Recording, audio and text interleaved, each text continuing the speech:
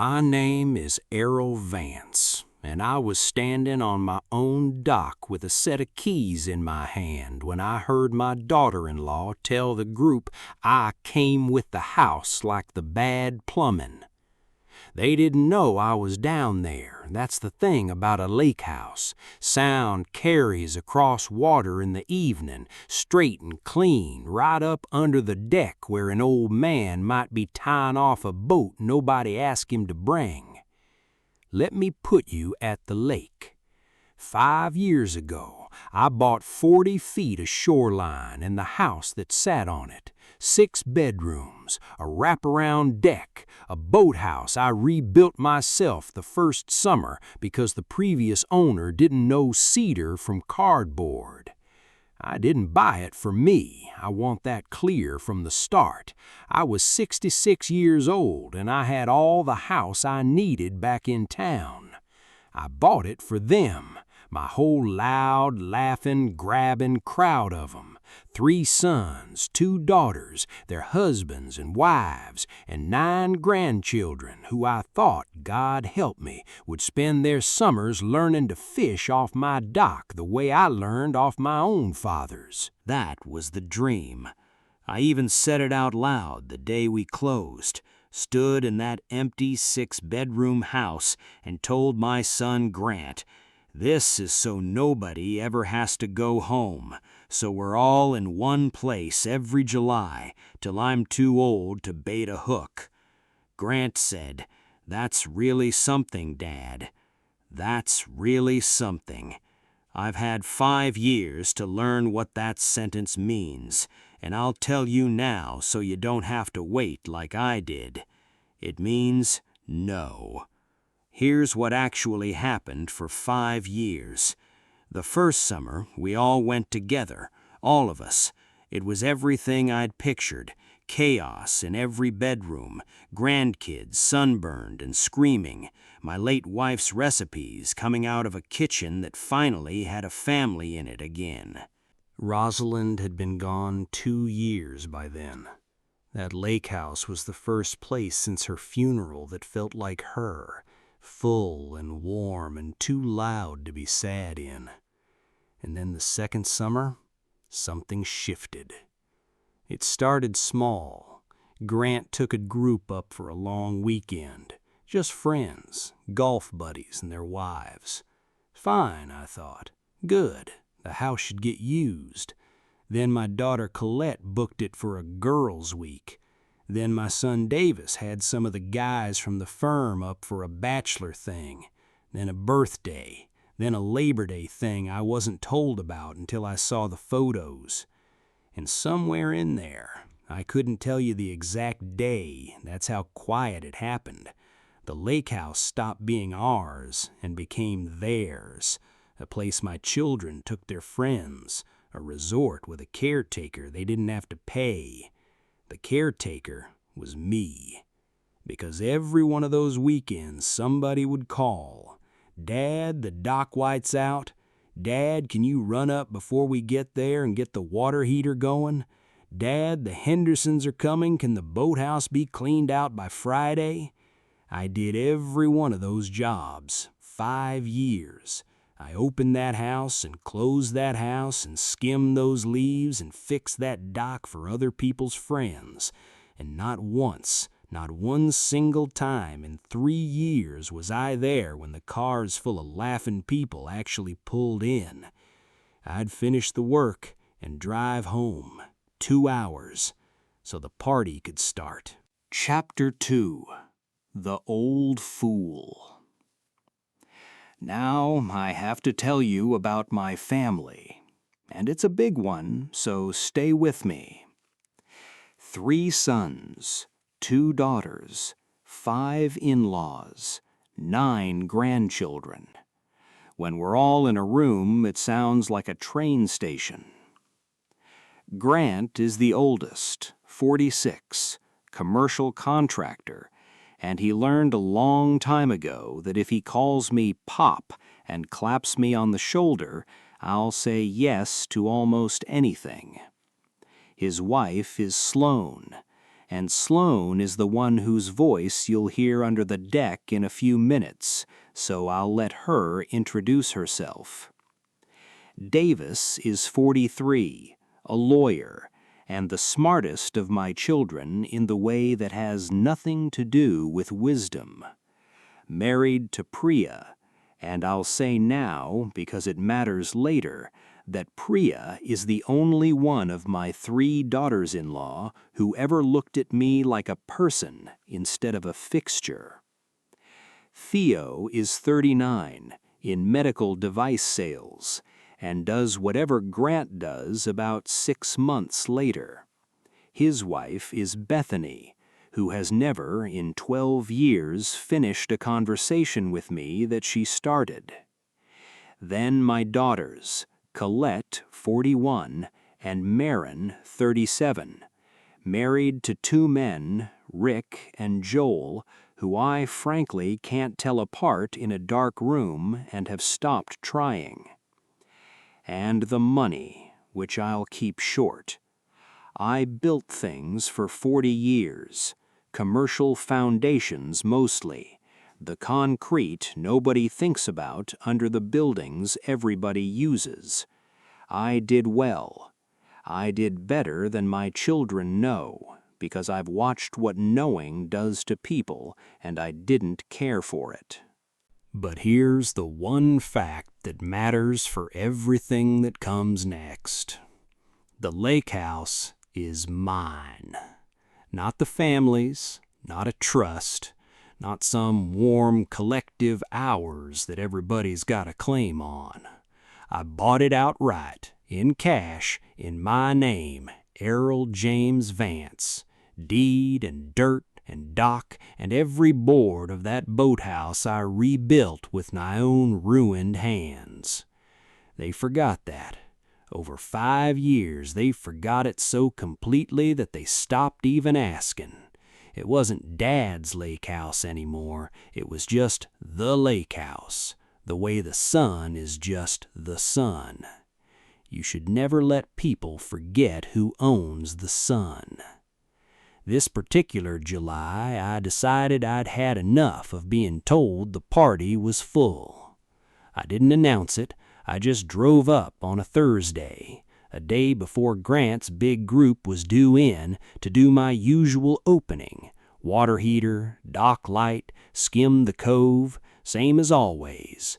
Except this time I brought the good boat, Rosalind's boat, the little wooden runabout I'd kept in town under a tarp for 3 years because I couldn't stand to look at it. I don't know what got into me. Some part of me thought maybe this year one of 'em shows up early and sees the boat and remembers and says, "Dad, take me out on the water like you used to." That's the old fool I still was that Thursday, hauling my dead wife's boat 2 hours north on a trailer because I hadn't quite given up hoping. I got the house open, got everything running, and I was down at the dock in the long evening light, tying off Rosalind's runabout when the first car came in early. It was Sloane, Grant's wife, and 2 other couples I half recognized, friends, the Hendersons and somebody. They didn't see me. The deck was above me, and the light was behind them, and I was just an old man crouched at a cleat in the shadow of my own dock. And they cracked open a bottle of wine and started to talk. I'm going to tell you what I heard, all of it, because I've never repeated it, and I need you to understand why a reasonable man does what I did next. Somebody, one of the friends, a woman, said, "This place is unreal, Sloane. How do you even have this?" And Sloane said, "Grant's dad bought it, like 5 years ago, some whole big emotional thing about family summers." She said family summers the way you'd say a word in a language you found silly. "Oh, that's sweet," the friend said. "It was a lot," Sloane said. "The first year he had us all up here, and it was, 9 grandkids, Denise, 9, in one house, and him just like presiding, telling the fishing stories. It was a whole thing. A man laughed. Rick, maybe, one of the sons-in-laws. The fishing stories. Every night, Sloane said, same 3 stories, and you have to sit there and do the face. And they laughed. My family and their friends up on my deck, laughing about the face you have to do, while an old man tells you how he learned to fish. I want you to understand, those 3 stories are not really about fish. One of them is about the morning my father first put a rod in my hands on a lake in a state that doesn't exist anymore the way it did. One is about the biggest thing Rosalind ever caught, a bass the size of a dinner plate, the summer I proposed. One is about the day my oldest grandson caught his first sunfish off this very dock and cried because he didn't want to throw it back. 3 stories, 3 of the best things that ever happened to me, and they'd turn them into a chore you endure with a glass of wine, a face you arrange so the old man doesn't notice he's boring you. Then Denise, the friend, said, "Is he coming this weekend?" And there was a pause, and Sloane said the thing I'll hear on my deathbed. God, no, no, we figured out how to handle that. A sip, ice in a glass. He opens the house, right? He's obsessed with the house. It's his whole life now, poor thing. So we just let him. He drives up, does all the setup, gets it perfect, and then he goes home before anyone gets here. He likes it. It makes him feel useful. A little laugh. Honestly, it's the perfect arrangement. We get the house, he gets to feel like dad, and nobody has to actually, deal with him. He kind of just comes with the house at this point, like the bad plumbing. You work around it. He comes with the house, like the bad plumbing. And then my own daughter's voice, Colette, my Colette, who I taught to swim in a lake exactly like this one, said easy and warm, and not even cruel, just comfortable. Be nice, he's harmless. Harmless. That was the defense. That was my daughter standing up for me. Not, that's my father. Not, stop. Just, he's harmless. The word you use for a dog that's too old to bite. I did not go up those stairs. I want you to understand what that cost, because everything I am is in the not going up. Every muscle I had said climb those steps and stand in the middle of that deck and watch the color drain out of Sloane's face. Let them choke on the wine. Let Colette explain harmless to me with her mouth going dry. But I've built things for 40 years, and the one thing 40 years of building teaches you is this. You never demolish in anger. You demolish on a schedule, with a permit, after the gas is shut off. Anger is how amateurs get hurt. So I finished tying off Rosalind's boat. My hands were steady. I want that on the record. My hands did not shake, not once. And then I climbed back into my truck and I drove the 2 hours home in the dark.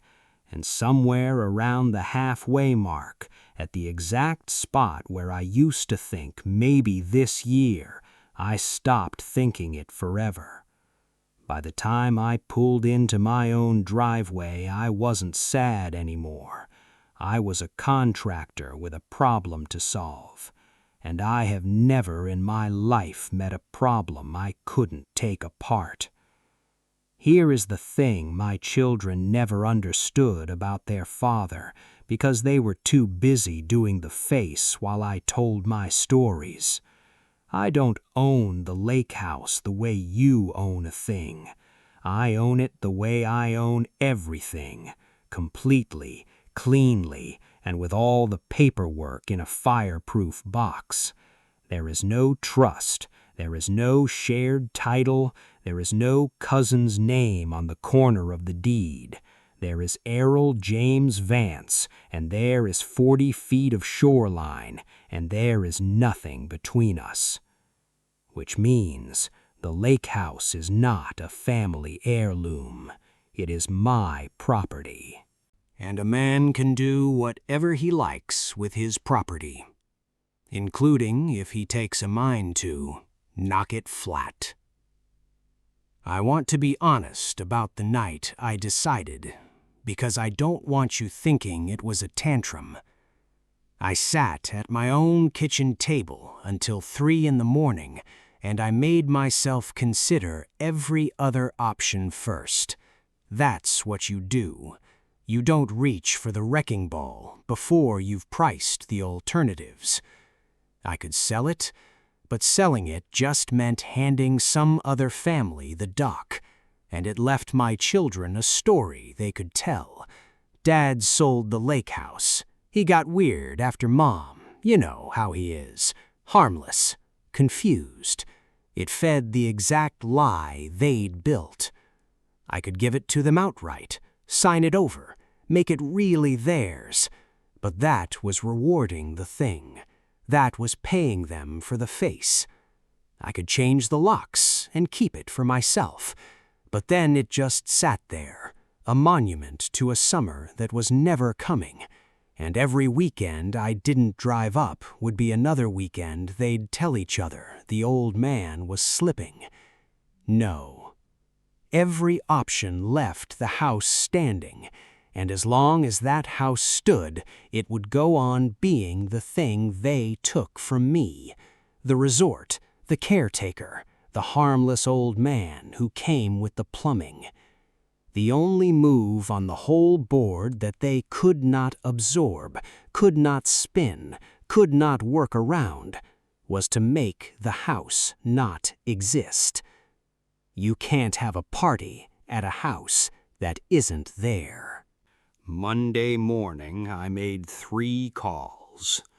The first was to a demolition contractor named Sal Bucci, who I'd poured foundations alongside for 30 years, and who owed me more favors than either of us could count.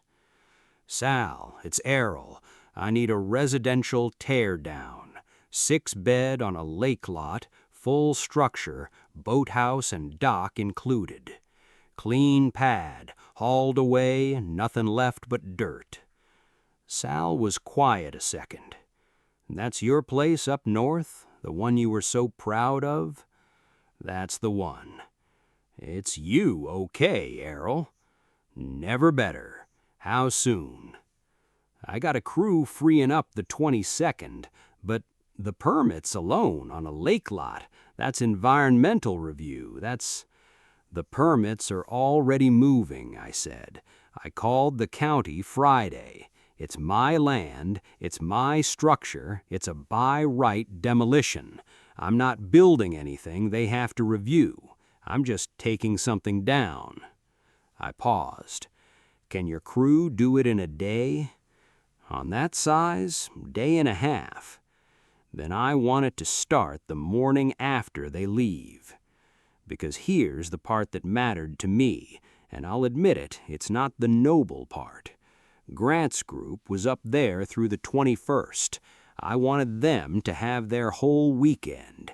I wanted them to have the boat rides and the wine on the deck and the fishing story-free evenings they'd engineered so carefully.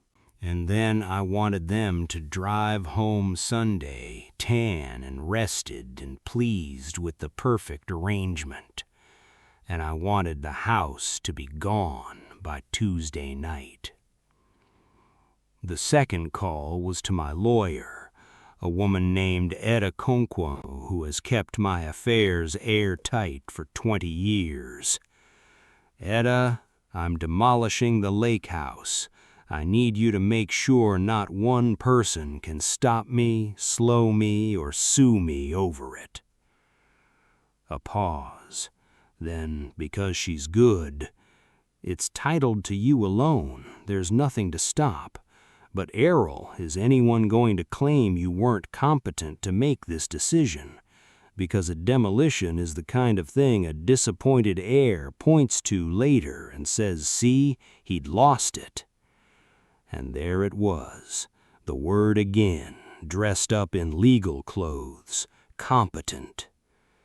Then let's make a record, I said. I want to sit for a capacity evaluation this week, full workup, doctor, the whole thing. I want a signed, dated document that says Errol Vance was sharp as a tack the day he decided to knock down his own house, and I want you to hold on to it, because I have a feeling that someday some of my children are going to sit in your office and tell you their father wasn't in his right mind. You're enjoying this a little, Etta said. I've earned a little, I said. I took that evaluation on Wednesday, passed it like a young man. It's framed now. I'll tell you where later. The third call was the one that mattered, because there was one person in that family I couldn't do this to without a word. One person who'd never done the face. Priya, my daughter-in-law, Davis's wife. She picked up on the second ring, and before I could get 3 sentences out, she said, Errol, what's wrong? You never call on a Monday. And that you never call on a Monday, the fact that she knew my patterns well enough to be alarmed by a broken one, nearly undid me right there. I need to tell you something, I said, and I need you to not tell Davis until it's done. I told her everything, the dock, the wine, the plumbing, the word harmless. She was silent so long I thought the call dropped. Then Priya said, in a voice I'd never heard from her, say the word and I will drive up there tonight and put every one of them out on the road with their suitcases. I don't want that, I said. I want something quieter. And I told her what I was going to do.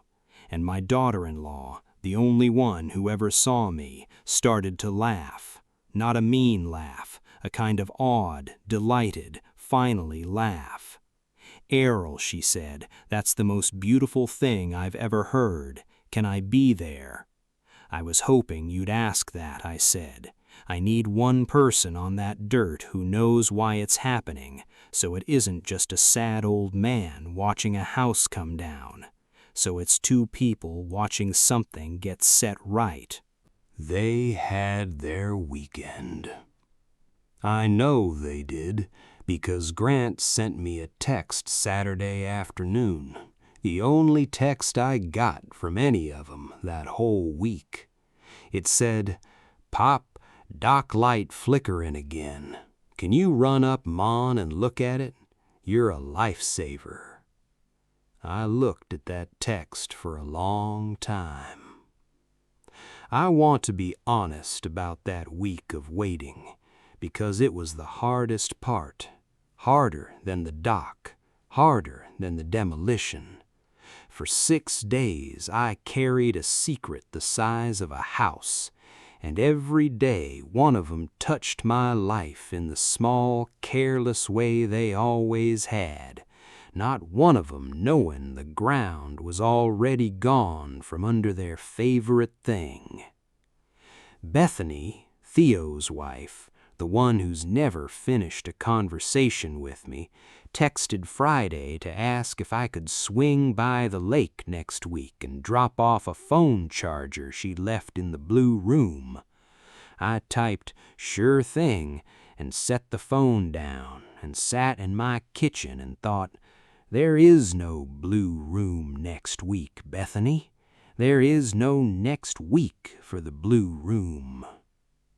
Colette called Sunday morning, my harmless Colette, chirping about nothing, and asked if I was doing okay all alone in that big house in town.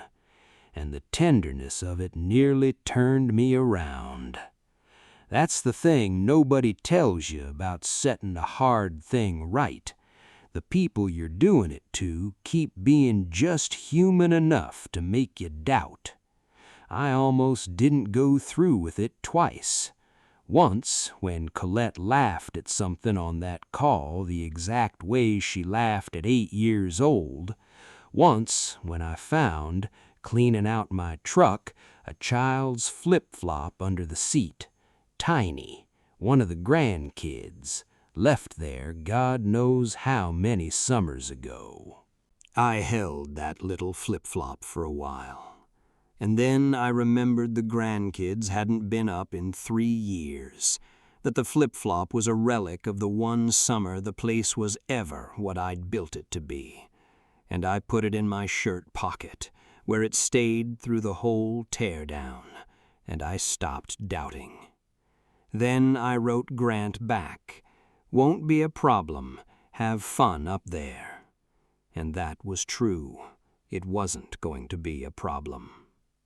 They drove home Sunday. I know that too, because the photos went up. Sunset off my dock, wine glasses on my deck rail, Rosalind's boat that I'd left tied up photobombing the corner of one shot, some friend of Sloane's sitting on its wooden bow like it was a bench. I saved that one, the boat. I'll come back to the boat. Monday, Sal's crew rolled in with the excavators. Tuesday morning, Priya picked me up at 7 and drove me north, and we stood together on the lawn I'd mowed for 5 summers, and we watched a machine put its arm through the master bedroom wall like it was paper. I'll tell you the truth about standing there, because I promised myself I'd be honest with you all the way through. It was not easy. For about the first hour, every board that came down took a summer with it. Not the summers that happened, the summers I'd pictured. There's the window I imagined a grandchild pressing his face against to watch a storm come across the water. Gone. There's the kitchen where I heard in my head 100 times Rosalind's recipes coming back to life in some daughter-in-law's hands. Gone. You don't just demolish a house, you demolish the version of the future you paid for it to hold. And then something turned, right about the time the second story folded in on itself. Because I realized I wasn't watching my dream die. I was watching a lie die.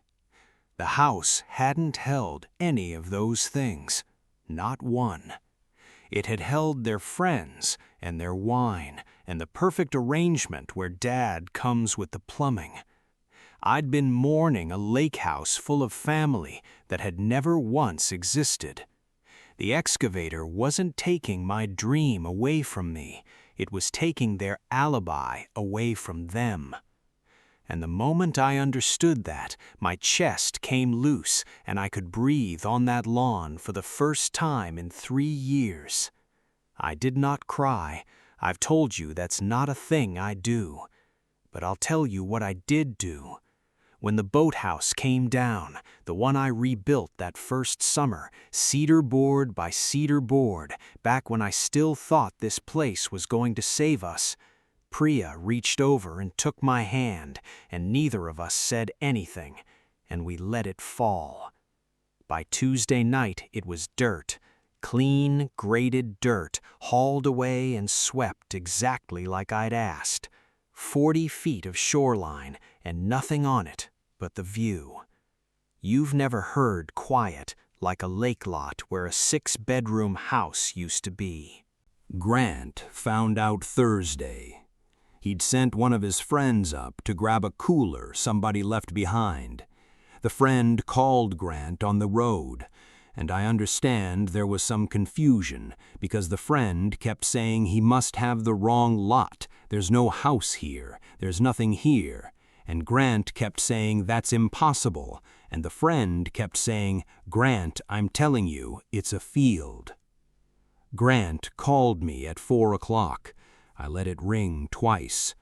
"Dad, Dad, what did you do? Where's the house?" "Gone," I said. "Gone? What do you mean gone? Houses don't—" "I had it taken down Tuesday. It's a nice clean lot now. Great view." There was a sound on the line, like a man sitting down hard on a stair. Dad, that house was— we had plans. We had the whole—" He couldn't finish a sentence. "That was the family's house." Silence.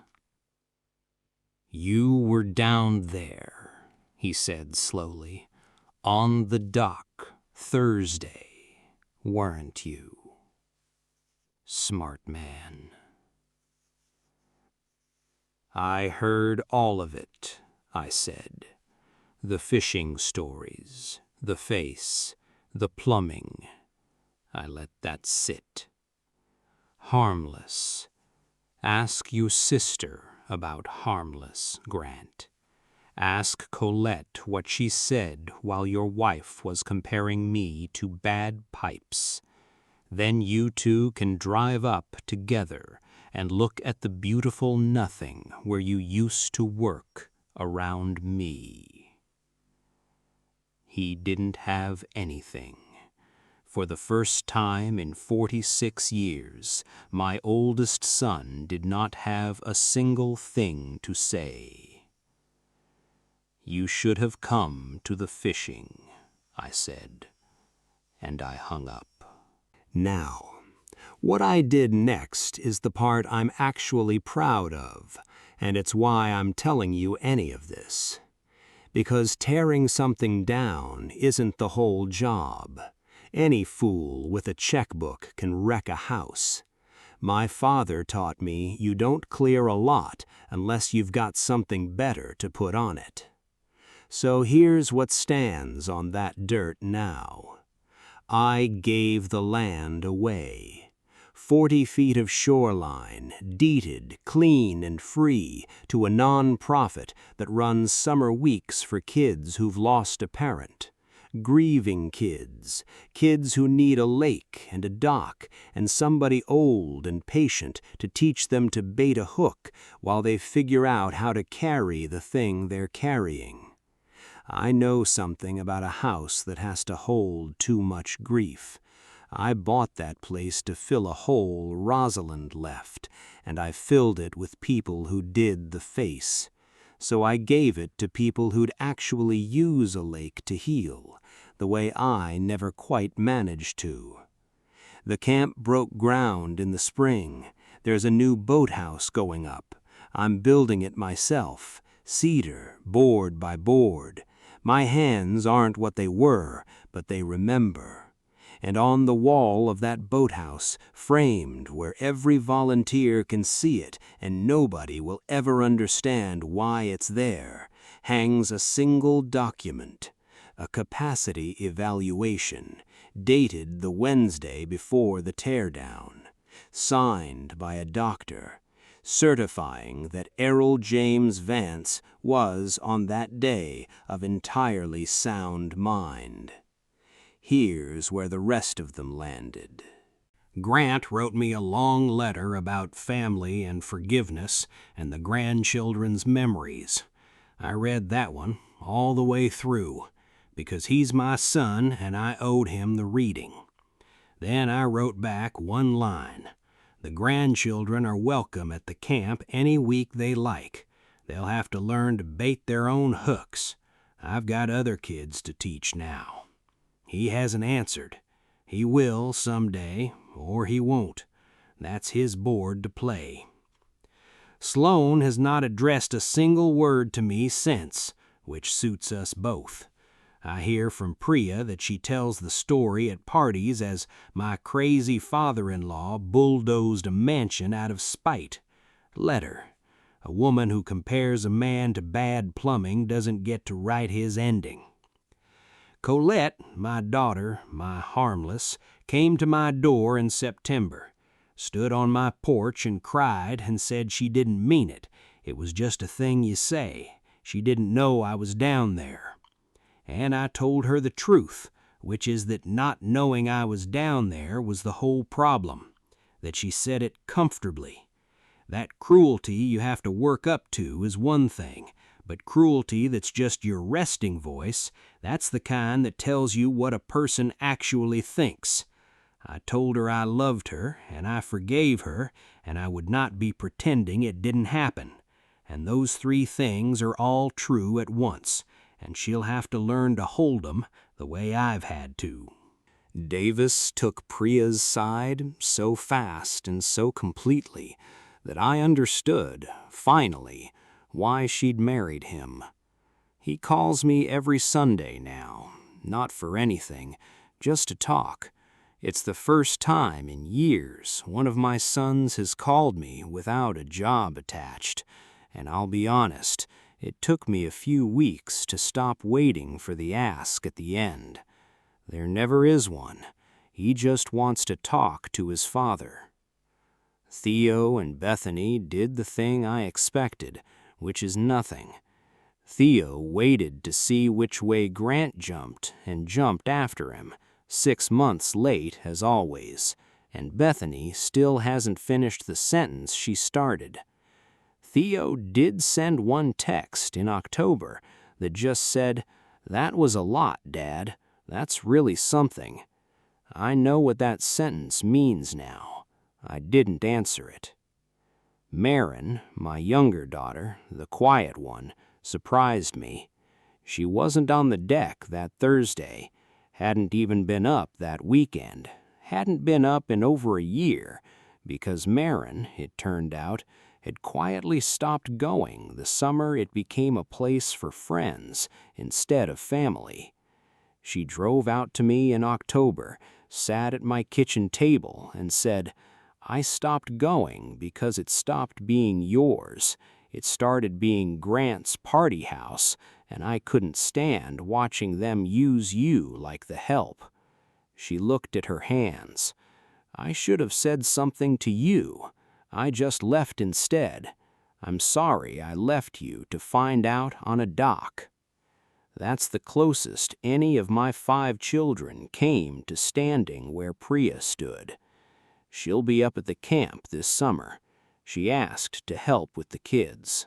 Sal Bucci, who ran the excavator through my dream, wouldn't take a dime over cost. 30 years of foundations between us, and when I tried to pay him the favor rate, he waved me off and said, "You poured the footings under my daughter's whole house for free in '09, Errol. This one's mine." Then he stood next to me and watched the boathouse come down and didn't say a word, which is exactly what I needed, and exactly what only an old builder would know to do. And the boat. Rosalind's runabout, the little wooden one I hauled up north hoping some child of mine would want to ride in it. I never put it back under the tarp. It's up at the camp now, tied off at the new dock I'm building. And on the first week of summer, when the first bus of grieving kids comes up that gravel road, I'm going to be standing on that dock in the long evening light, and I'm going to be taking them out on the water 3 at a time, and I'm going to be telling them the fishing stories. All 3 of them, every night. And not one of those kids is going to do the face, because kids who've lost somebody know exactly what it costs an old man to keep telling the story. They know it's not really about the fish.